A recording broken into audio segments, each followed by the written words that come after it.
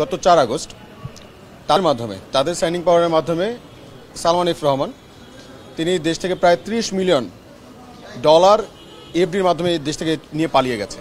তো আমাদের মনে হচ্ছে কেন যেন এরা যদি কোনোভাবে আর একটা দিন সময় পায়, একটা দিন সময় পেলে দেশের বিভিন্ন ব্যাংক থেকে এসআলম গ্রুপকে তারা কিন্তু দেখা যাচ্ছে বিভিন্নভাবে পায়তারা করছে। এছাড়াও যখন শেখ হাসিনা যে চলে গেছে বাংলাদেশ থেকে, তখন কিন্তু সে যে গেছে তার নেতাকর্মীরা কিন্তু জানতো না যে সে চলে যাবে, পালিয়ে যাবে।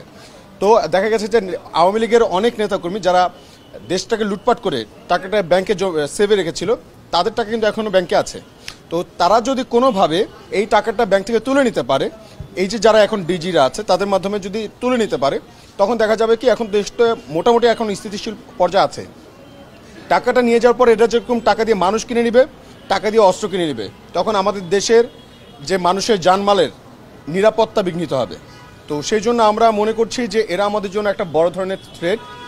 সেই জন্য আজকে বাংলাদেশ ব্যাংকে আসা, এবং আমরা 4 জনের নাম এখানে দিয়ে দিয়েছি এবং তা বলেছি আজকে দুপুর 1টার মধ্যে তাদেরকে পদত্যাগ করতে হবে।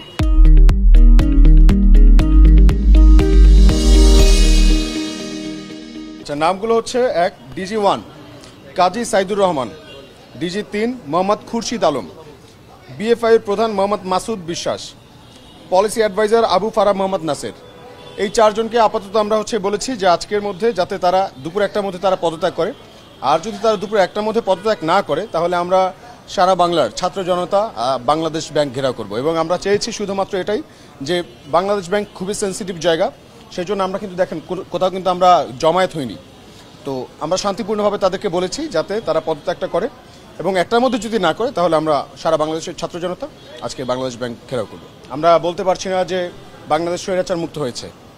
আওয়ামী দোসররা এখন বিভিন্ন জায়গায় উৎপেতে আছে, তারা যে কোনো সময় দেশে একটা অস্থিতিশীল অবস্থা তৈরি করতে পারে।